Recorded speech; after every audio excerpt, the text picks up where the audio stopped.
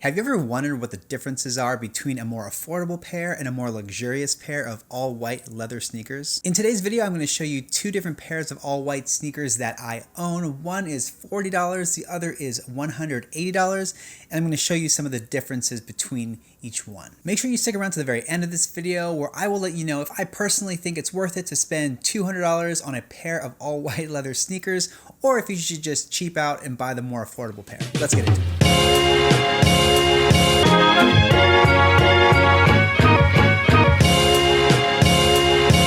What's up, fellas? Welcome back to Effortless Gent. If you are new here, welcome. On this channel, we typically discuss men's style tips, how to dress sharp, how to dress with confidence, and product comparison videos, kind of like the one that we're doing today. If you're into that, make sure you stick around, hit that subscribe button, and also check out some of our older videos as well. Okay, so today we're going to go over three huge differences that I see between a cheaper pair and a more luxurious, higher-end pair of all-white leather sneakers. It's up to you to determine if the differences justify the cost or not, and in the very end, I'll let you know my take. Okay, so the two pairs that we're going to be taking a look at today, one is the cheaper pair by K-Swiss. This is the Quick Court Classic, and the higher end, more luxurious pair is the Royale by GREATS. Difference number one, leather. While both shoes are made from a leather upper, the GREATS Royale is made from a full grain leather. It's the highest quality leather that you can get, and the whole upper is made from this full grain leather, as well as the inside. The whole inside is lined with the same full grain leather. Even the tongue itself is fully lined inside and out with the same full grain leather. The cheaper pair of white shoes is also made from leather, but I am pretty sure that it's not made from a full grain leather. In fact, I believe it's made from probably a genuine leather, which is the cheapest and lowest quality type of leather that you can get. The reason I think that is, one, the price point of the shoe. At $40, you can't really sell a high quality full grain leather shoe at $40. Two, the feel of the shoe. And three, if it were a high quality full grain leather, the product page would say so. If a company is making a really expensive shoe from top quality materials, they want you to know. But I couldn't find any information on this shoe that says it's made from full grain leather, and so I think it's safe to assume that the leather is probably subpar. It's probably a genuine leather. Also, just a quick rule of thumb, if you ever look at a leather good and it says leather on it, it's made from just plain old leather, typically it's genuine leather. Again, genuine leather is the lowest quality type of leather that you can buy. Difference number two, construction. A shoe's construction plays a huge part in how long a shoe will actually last, and frankly, if it's even enjoyable to wear. Just to illustrate the differences between cheap construction versus something that's more thoughtful and more expensive, all you have to do is take a look inside the shoe. In the cheaper, more affordable white sneaker, the inside of the shoe is not lined with leather. The heel is lined with the leather that is lined on the outside, but on the inside it's not lined with leather at all. Also, the tongue is not padded, so it's essentially two pieces of leather that were stitched together. So as far as comfort is concerned, it's not really there. On the other hand, with the GREATS sneaker, the whole shoe is lined with leather, both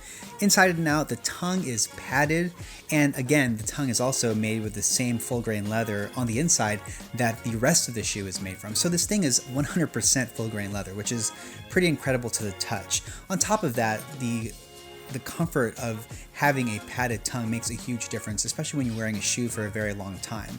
You couple that with the collar of the shoe, which is also padded, you have an incredibly comfortable shoe that just gets better the more and more you wear it. To be fair, the cheaper pair of K-Swiss all-white leather sneakers, the collar is also padded, but I think when you combine that with the lack of padding in the tongue, plus the fact that the whole shoe is not lined with the same type and quality of the leather as the GREATS pair, it makes a huge difference, and you can't really compare the two in terms of durability and construction. Which actually, that leads me to difference number three, which is durability. That's exactly the reason why you have to replace cheap leather shoes more often than you do with high quality full grain leather shoes.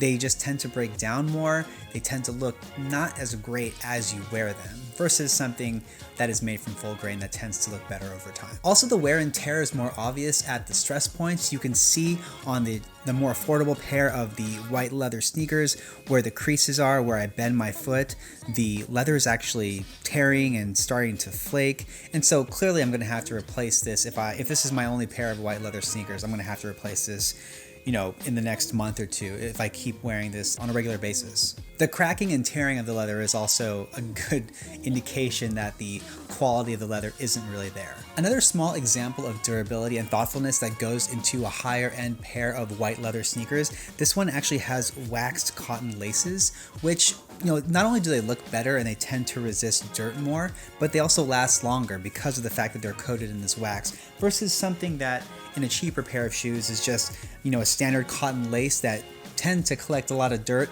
and don't look great after a few wears because it just gets really dirty and it starts to fray. So it's safe to say that durability is really built into and thought of when constructing a really high-end quality leather pair of white sneakers. Guys, these are the three huge differences that I see when it comes to a more affordable versus a more luxurious and high-end pair of all white leather sneakers.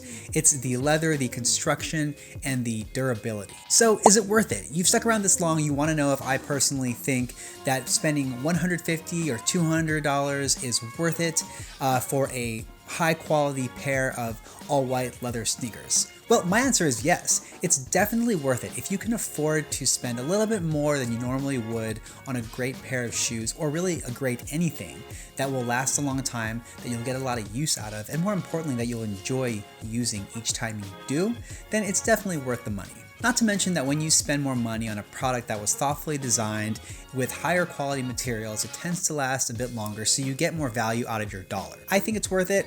It's up to you. You decide if it's worth it to you. So bottom line, I always say you want to build a lean wardrobe from classic, high quality stuff that you're going to enjoy wearing for a very long time, that you can get a lot of use out of. And when you spend more money on quality products, they tend to last longer. But if you're just simply looking for the look, like you want a classic white sneaker and you're not too concerned about quality or longevity or durability, then sure, you can go with a more affordable model. Just know that, it's not going to last very long. You're not going to have the same experience as you will wearing a really high quality shoe. It's not going to feel the same. It's not going to wear the same.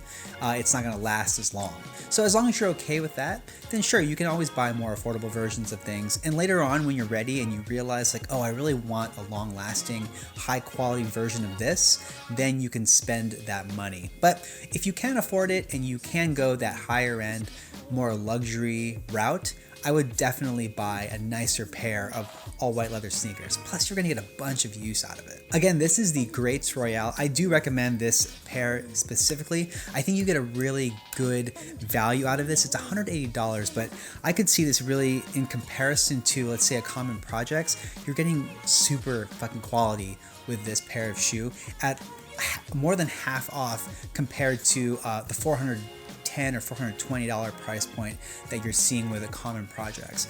The quality that goes in construction and durability and stuff that goes into this shoe is incredible for the price point. And they actually sent me this pair of shoes, which I really appreciate, but I own a pair of GREATS Royale highs in a plum burgundy color. It's not the most versatile pair of shoes I own, but it's the same build and quality materials. I've owned that for a few years. So the all white classic look is the shoe that you want to go for when it comes to something that you'll be wearing for a very long time. All right, fellas, that's all I have for you. So let me ask you this. What do you think? Is it worth it to you to spend $150, $200 on a pair of shoes that's going to last you a really long time? Or are you more into just the look of it and you want to spend less? You only care about what it looks like and you don't care about quality. Why don't you sound off in the comments below? I'd love to hear what you think. I do try to answer every comment that I receive, and I do read all the comments as well. So why don't we have a conversation down there? Thanks again for watching this video. I appreciate it. Please like, subscribe, notification bell, all that stuff. I will see you guys in the next video. Peace.